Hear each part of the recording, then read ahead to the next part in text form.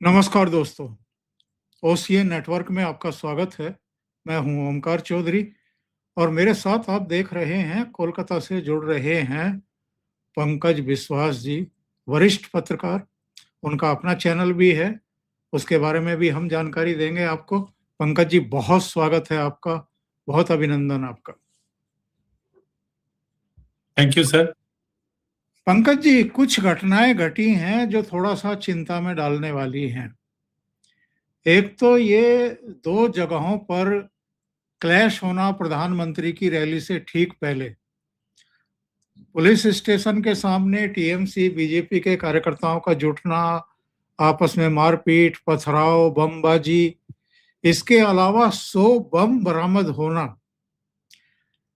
ऐसा लगता है जैसे पहले फेज के मतदान के बाद से टीएमसी कुछ दूसरे ही मूड में आ गई है। टीएमसी के गुंडे और 100 बम बरामद होना, कहीं ऐसा तो नहीं है कि कोई आतंकियों की कोई सेल भी बना ली है और कुछ और ही इरादे हैं इनके। कितना चुनौतीपूर्ण होने जा रहा है सेकंड फेज का ये मतदान।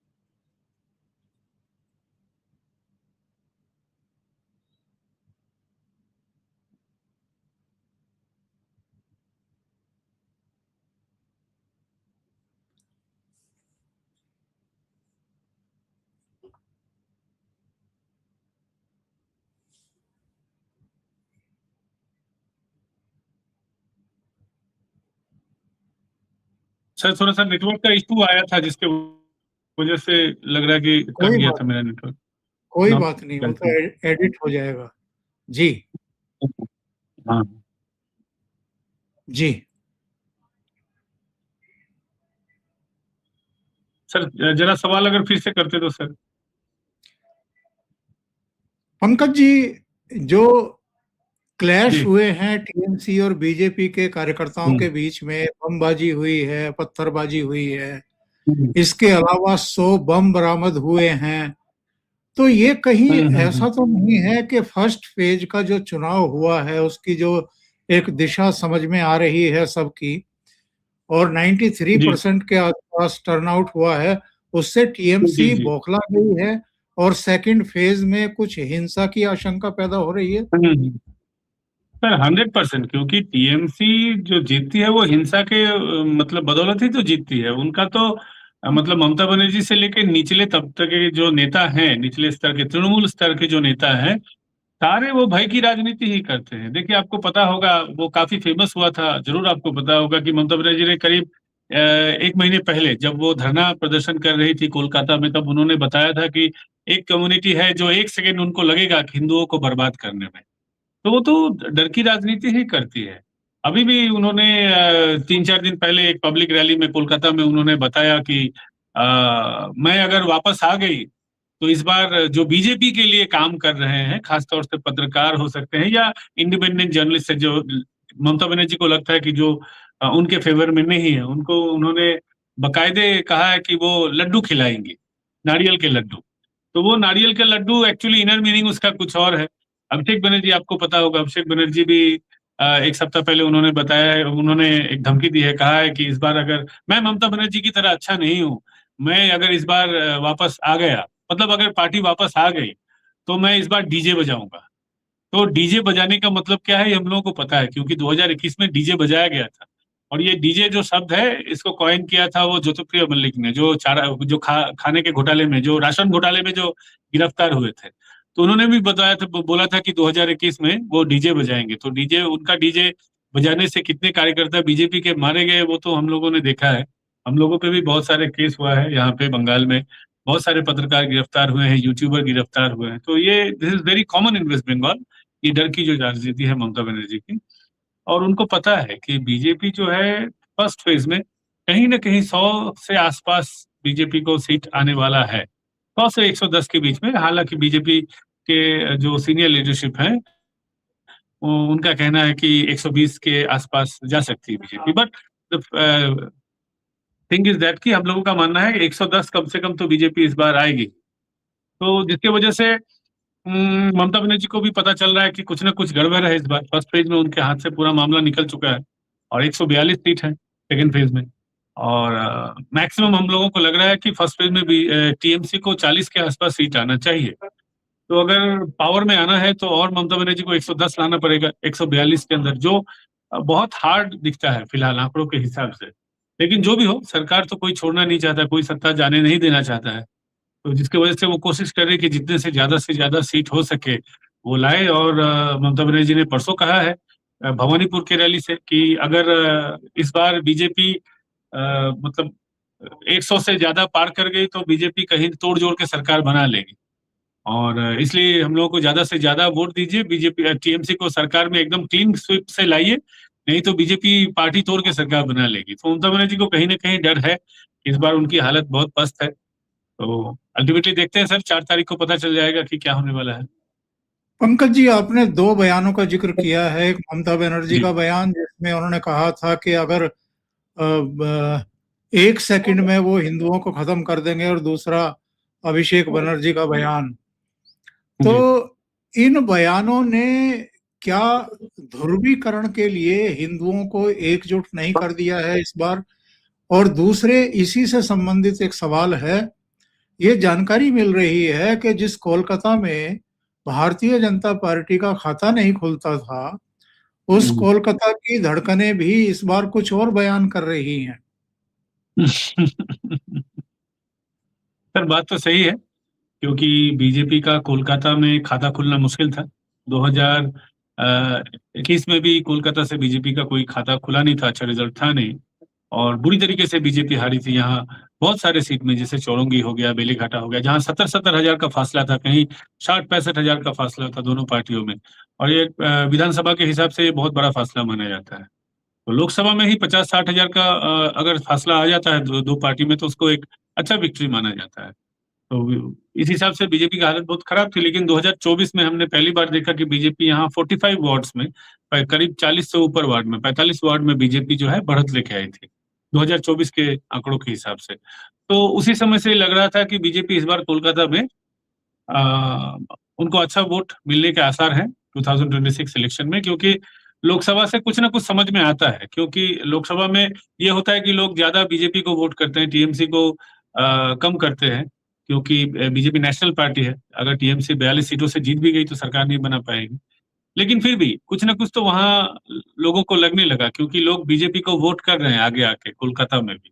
तो उसी समय से ममता बनर्जी थोड़ी सी उखड़ी उखड़ी हुई थी। आपको पता होगा कि 2024 के चुनाव के बाद ममता बनर्जी ने एक फरमान लाया था कि कोलकाता में जितने भी ठेले वाले हैं, खोमचे वाले हैं, उनको यहाँ से हटा दिया जाएगा। क्योंकि ठेले वाले, खोमचे वाले ज्यादातर जो है वो नॉन बंगाली हैं और लोकल नहीं है। दो एक एक पीढ़ी या दो पीढ़ी, कोई 10 साल कोई 20 साल यहाँ आके काम कर रहा है। तो कहीं ना कहीं ममता बनर्जी को लगा कि इस बार कोलकाता का माहौल बिगड़ रहा है उनके लिए। तो उसके बाद उन्होंने क्या किया कि बाद में वो तो उससे पलट गई, ज्यादा कार्रवाई उस पर हुआ नहीं। लेकिन उसी समय से हम लोगों को लग रहा था कि इस बार बीजेपी को कोलकाता में अच्छा सीट आएगा। और अभी जो लग रहा है कि ममता बनर्जी खुद भवानीपुर से हार सकती हैं। इसके अलावा मानिकतला बीजेपी को मिल सकता है, जहां से तापस रॉय खड़े हुए हैं जो टीएमसी से ही थे। और चौरंगी भी बीजेपी को हो सकता है। ओवरऑल 5 से 6 सीटें बीजेपी को इस बार आ सकता है क्या कोलकाता में। इसका भी फर्क पड़ा है? आरजीकर की जो पीड़िता थी, उसकी मां हम्म। को कैंडिडेट बनाया है बीजेपी ने। और एक दृश्य भी देखने को मिला था कि प्रधानमंत्री ने उनके सिर पर हाथ रखा और उनकी आंखें डबडबा आई। ये चीजें बहुत मायने रखती हैं, टच करती हैं लोगों को। सर इमोशनली तो बहुत टच करता है, लेकिन सर अभया की जो माँ है वो फिनोमिनल कैरेक्टर है।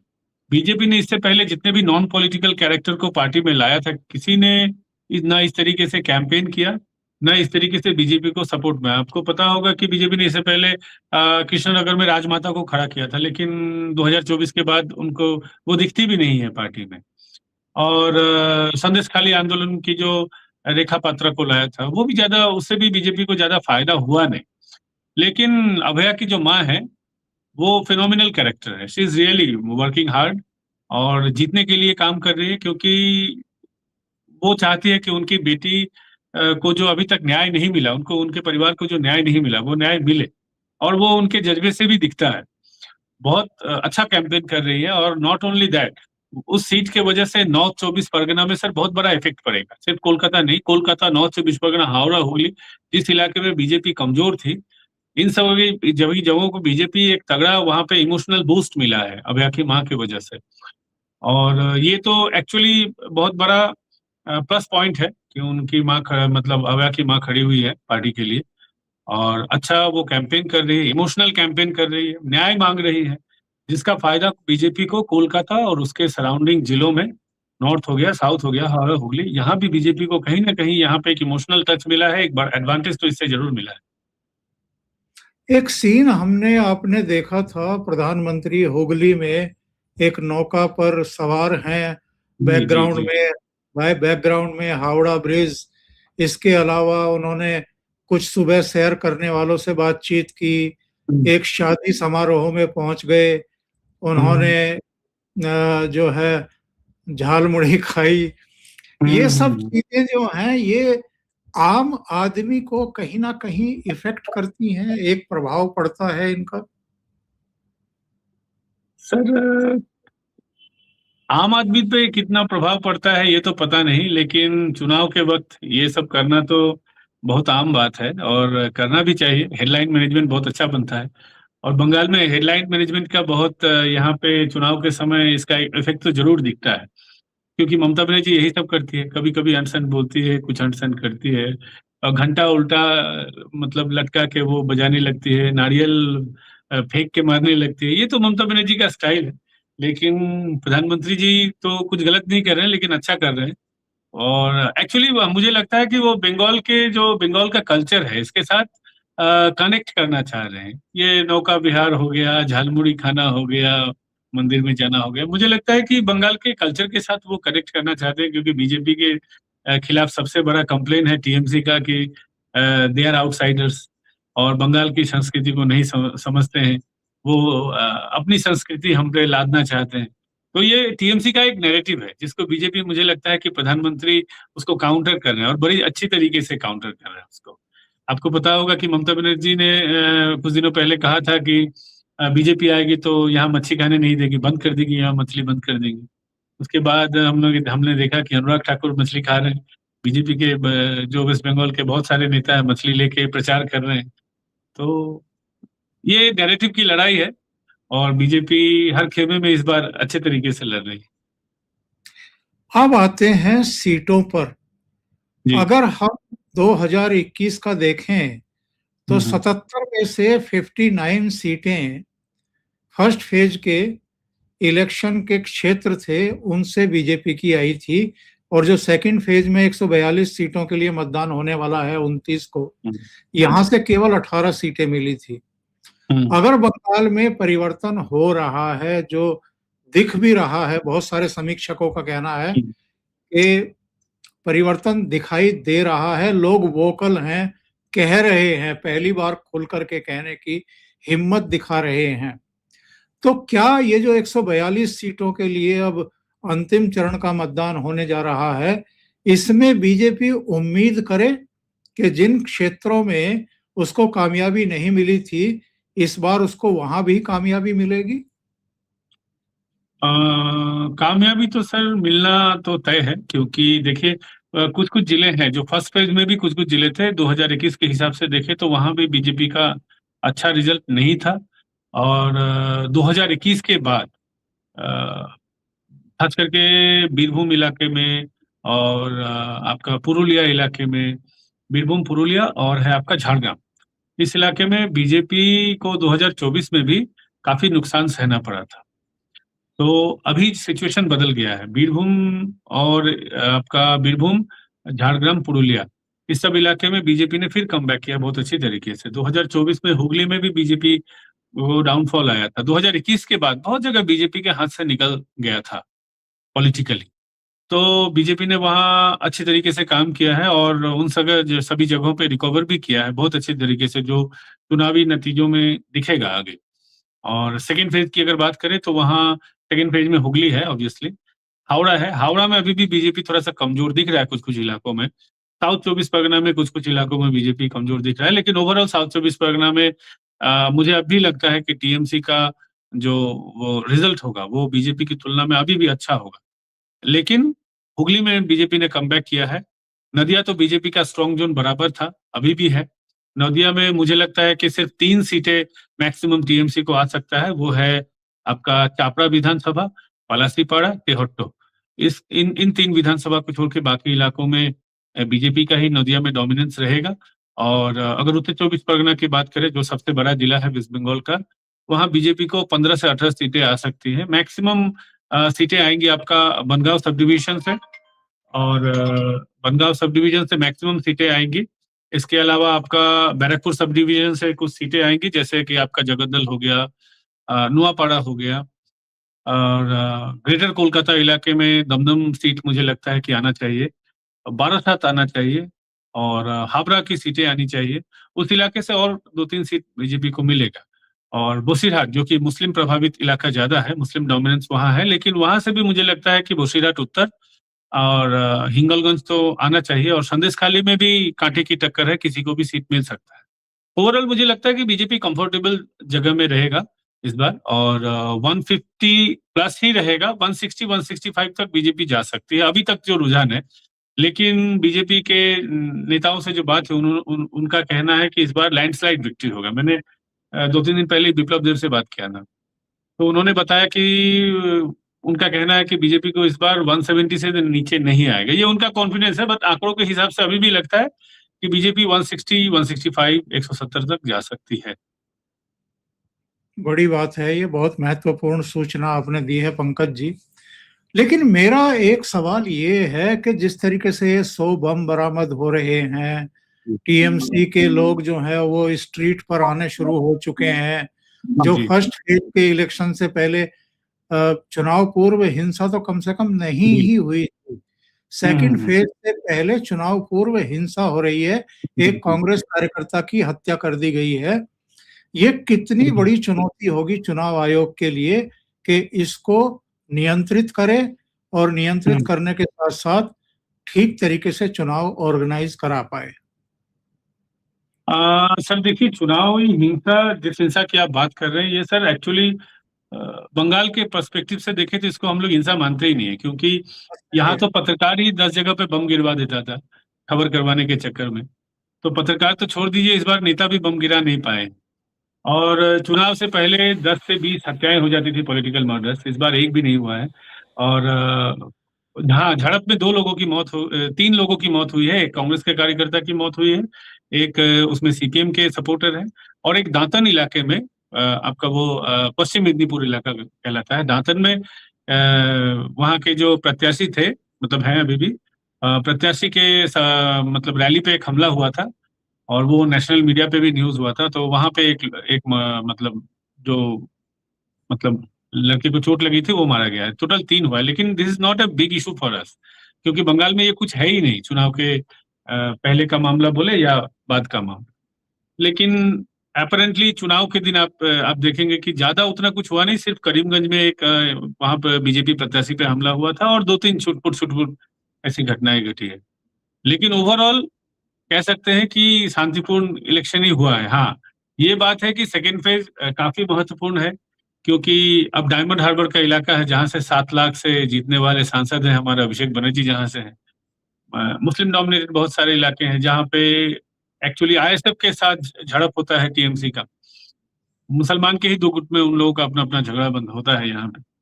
तो ये तो है कि इस बार लग रहा है कि सेकेंड फेज में कहीं ना कहीं इशू होगा सिक्योरिटी पर्पज से। लेकिन सीआरपीएफ के डीजी ने भी तो अपनी 100 गाड़ियों का कारवां दिखा के कहा है कि हम लोग तैयार हैं ठोकने के लिए, बड़ी अच्छी तरीके से धुलाई होगी।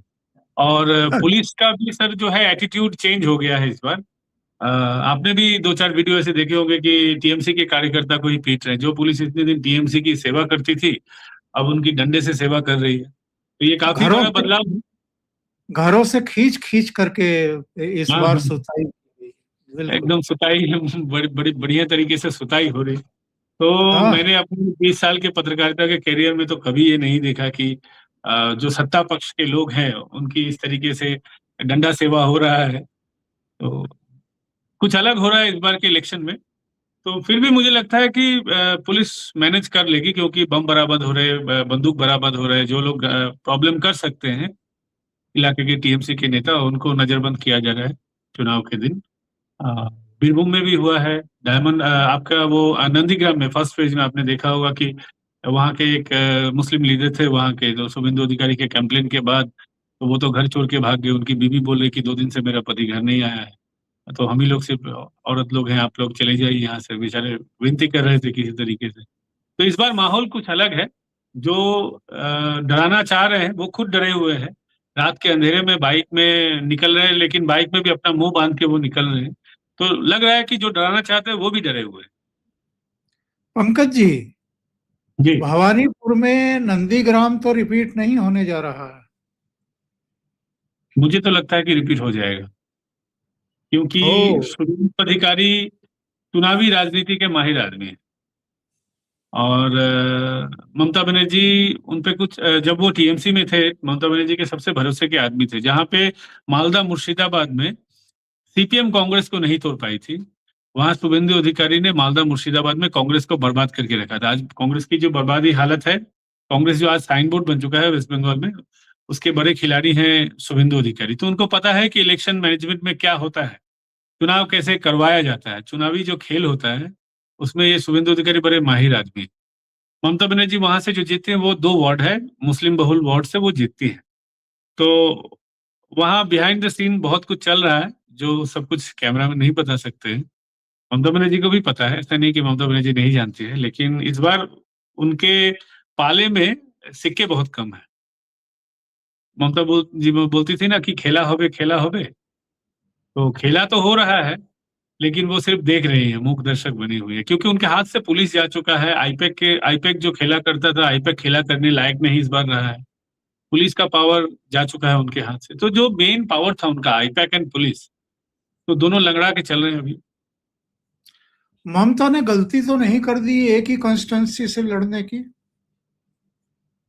मुझे लगता है कि शुभेंदु अधिकारी ने 1 साल पहले से बोल रहे थे कि मैं भवानीपुर में लड़ूंगा, लेकिन ममता बनर्जी तो कहीं आश्वासन कहीं नहीं दिए थे वो। तो मुझे लगता है कि उनको भवानीपुर से नहीं लड़ना चाहिए, उनको नहीं लड़ना चाहिए था। उनको मेटिया बुरुज या कोलकाता पोर्ट, जो मुस्लिम बहुल इलाका है, मुझे लगता है कि वहां से लड़ना चाहिए था, क्योंकि वो 100% सेफ सीट होता। दोनों कोलकाता में ये दोनों सीट है, आपका कोलकाता पोर्ट एंड मेटिया बुरुज, ये दोनों सीट बीजेपी को कभी नहीं मिलेगा, इस बार भी नहीं मिलेगा। तो मुझे लगता है कि वहां से लड़ना चाहिए था, या किसी भी मुस्लिम बहुल सीट से लड़ सकते हैं, जैसे अभिषेक बनर्जी डायमंड हार्बर से लड़ते हैं, एकदम सेफ सीट है। तो साउथ 24 परगना में सैकड़ों मतलब बहुत सारे सेफ सीट है ऐसा, जहां से वहां से लड़ सकती थी वो। मुझे तो लगता है भवानीपुर से वो जो लड़ रही है वो उनका एरोगेंस है, वो और वो पॉलिटिकल एरोगेंस का उनको खामियाजा इस बार भुगतना पड़ेगा। और प्रधानमंत्री का जो रोड शो रहा है कोलकाता का, वो ठीक ठीक था जबरदस्त, या जबरदस्त था, उसका ठीक नहीं, जबरदस्त उसका था। एक इम्पैक्ट? जी जी। देखिए, एक ही दिन में प्रधानमंत्री जी कोलकाता की बड़ी सड़कों से रैली किए, और वहां पे मतलब भीड़ उमड़ पड़ा था वहां पे। और हजारों की संख्या में लोग थे, हजार नहीं, कम से कम तो लाखों की संख्या में लोग होंगे, अगर पूरा टॉप टू बॉटम अगर गिना जाए तो। और वही ममता बनर्जी कल रैली कर रही थी, गलियों से रैली कर रही थी, उनके साथ सिर्फ पुलिस थी, जनता भी नहीं थी। और पार्टी के कैडर्स नहीं थे। 3-4 दिन पहले भवानीपुर में उन्होंने एक सभा किया था, वहां पे सभा में पूरा मंच खाली था। हालत ऐसा था कि ममता बनर्जी को सभा छोड़ के बीच से ही चले जाना पड़ा। और वो उन्होंने बहाना बनाया कि वहां पे माइक लगा हुआ था, वहां से बीजेपी का स्लोगन वगैरह चल रहा था, इससे उनको कंसंट्रेट करने में दिक्कत आ रही थी, इसलिए उन्होंने मंच छोड़ दिया। उन्होंने कहा कि मैं इन सब झमेलों में नहीं पड़ूंगी, मैं उतर जाऊं। तो हम लोग जिस ममता बनर्जी को जानते हैं वो तो फाइटर ममता बनर्जी है, वो लड़ने वाली ममता बनर्जी है।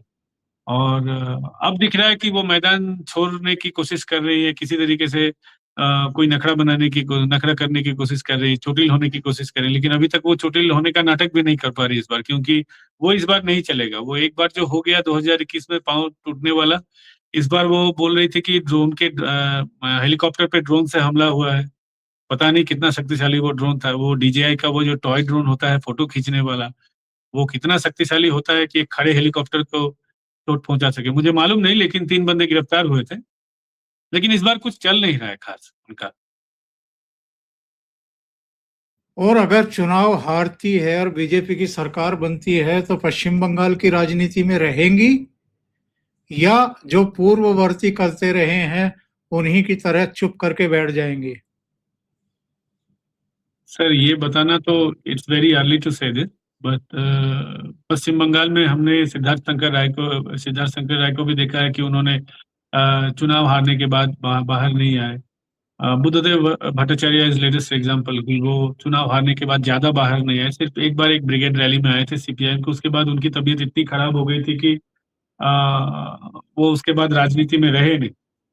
तो मुझे लगता है कि हो सकता है कि ममता बनर्जी भी अभिषेक बनर्जी को आगे कर दे, और राजनीति से हो सकता है कि वो संन्यास ले ले। लेकिन एज ए जर्नलिस्ट, पत्रकार के तौर पे अगर ममता बनर्जी नहीं रहे तो हम लोगों का धंधा चौपट हो जाएगा। शी इज अ वेरी मतलब हमारे लिए वो लक्ष्मी समान है, क्योंकि उनके खिलाफ पश्चिम बंगाल की मीम इंडस्ट्री बेकार हो जाएगी। उनके वजह से इतना मीम्स बनता है, उनके वजह से इतना खबर होता है, तो वो नहीं रहेगी तो खबर का नुकसान होगा। आज पूरा भारत बंगाल के लिए बात कर रहे हैं, इसके पीछे तो ममता बनर्जी ही। नहीं तो बंगाल को चुनाव के समय कौन पूछता था? बंगाल में तो सैकड़ों चुनाव इस तरीके से निकल गया है आफ्टर इंडिपेंडेंस। तो ममता बनर्जी वो लीडर है जिन्होंने बंगाल को नेशनल पॉलिटिक्स में फोकस में लाया है। सही है। तो उनका चला जाना ये बंगाल की राजनीति के लिए और पत्रकारों के लिए बहुत बड़ा नुकसान होगा। आम आदमी के लिए नहीं कह सकते, आम आदमी का तो लगता है भला ही होगा, लेकिन हमारा नुकसान होगा। और एक छोटी सी टिप्पणी इस पर भी, जो आपने कहा है कि अभिषेक बनर्जी को आगे कर सकती हैं, तो अभिषेक बनर्जी तो बीजेपी के लिए फेवरेबल रहेंगे। सर ये एक्चुअली ये मुझे लगता है कि एक एक नैरेटिव है, क्योंकि TMC का जो पॉलिटिक्स है, TMC हर इलाके में 2 आदमी को नेता बना के रखता है, ताकि एक से अगर काम ना हो तो दूसरे से काम निकल जाए। ये उनका नैरेटिव है, ये उनका पॉलिटिक्स है, जो यहाँ बोलते हैं अभिषेक लॉबी, ममता बनर्जी लॉबी। लेकिन अभिषेक बनर्जी और ममता बनर्जी में मुझे कभी लॉबी नहीं दिखता है। लोग बोलते हैं कि इस बार अभिषेक बनर्जी के बहुत सारे लोगों का पत्ता काट दिया ममता बनर्जी में, बट मुझे लगता है कि ये उनका अपना इंटरनल पॉलिटिक्स है। एक्चुअली इससे मतलब इसमें सच्चाई बहुत कम है। और अभिषेक बनर्जी ने खुद भी बहुत बहुत बार कहा है कि मैं तो सामने आना चाहता हूँ, लेकिन जिस दिन ममता बनर्जी चाहेंगे उसी दिन होगा। लेकिन राजनीति में कुछ कह नहीं सकते, आपको तो पता ही है अखिलेश यादव ने मुलायम सिंह को किस तरीके से बाहर किया है पॉलिटिक्स से। सही। या तो राजनीति में कुछ भी हो सकता है। अगर ममता बनर्जी हार गई एज ए मतलब CM भी हार गई, एज ए कैंडिडेट भी हार गई, और TMC अगर हार गई तो उनकी क्रेडिबिलिटी तो अ, उनके क्रेडिबिलिटी पे तो प्रश्न तो उठेगा ही। तो बिल्कुल हो सकता है बिल्कुल। उसके बाद Abhishek Banerjee leader of the opposition अगर बाई इलेक्शन में सामने आए, या TMC के नेता के तौर पे वो उभर सकते हैं आफ्टर इलेक्शन। लेकिन मुझे नहीं लगता कि बीजेपी उनके लिए काफी फेवरेट होगा, क्योंकि वो काफी एग्रेसिव पॉलिटिक्स करते हैं। और आपको पता ही होगा कि डायमंड हार्बर में जीतने के बाद उन्होंने कैसे 2024 में भी तांडव मचाया है। तो बीजेपी के लिए वो फेवरेट है, ये कह नहीं सकते। कम से कम वेस्ट बंगाल बीजेपी के लिए तो वो फेवरेट नहीं है। अब देखा जाए सही। आगे सर क्या होता है। और आज चुनाव प्रचार का अंतिम दिन है। शाम को 5 बजे चुनाव प्रचार समाप्त हो जाएगा। कल का दिन बीच में है। 29 तारीख को अंतिम चरण का मतदान है। पंकज जी, बहुत बहुत धन्यवाद आपका जुड़ने के थैंक यू लिए, सर। इतना समय बहुत निकालने बहुत के लिए, धन्यवाद। और बहुत महत्वपूर्ण मुद्दों पर चर्चा करने के लिए। Thank you so much. Thank you.